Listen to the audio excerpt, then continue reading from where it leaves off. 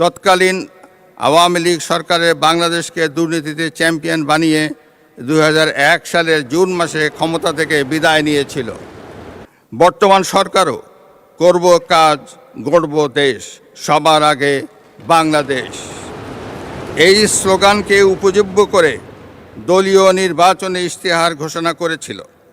ইশতেহারে রাষ্ট্র ব্যবস্থার সংস্কারের গণতন্ত্র, জবাবদিহিতা ও সুশাসন এই তিনটি বিষয়কে অগ্রাধিকার দেওয়া হয়েছে। তবে সরকারের সকল পরিকল্পনা বাস্তবায়নের জন্য প্রয়োজন কঠোর হস্তে দুর্নীতি নিয়ন্ত্রণ এবং আইন শৃঙ্খলা পরিস্থিতির উন্নয়ন।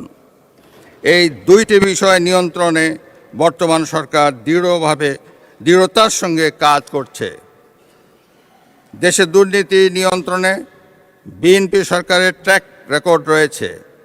তৎকালীন আওয়ামী লীগ সরকারের বাংলাদেশকে দুর্নীতিতে চ্যাম্পিয়ন বানিয়ে 2001 সালের জুন মাসে ক্ষমতা থেকে বিদায় নিয়েছিল।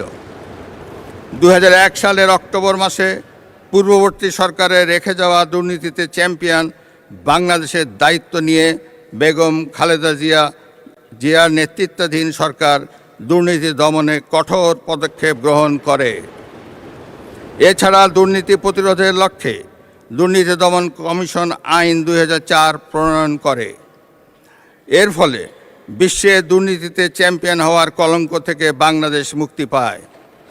2006 সালের অক্টোবর মাসে বিএনপি যখন রাষ্ট্র ক্ষমতা থেকে বিদায় নেয়, তার অনেক আগেই বিশ্বে দুর্নীতিতে চ্যাম্পিয়নের কলঙ্ক থেকে মুক্ত হয়ে বাংলাদেশ এশিয়ার ইমার্জিং টাইগার হিসাবে স্বীকৃতি পায়।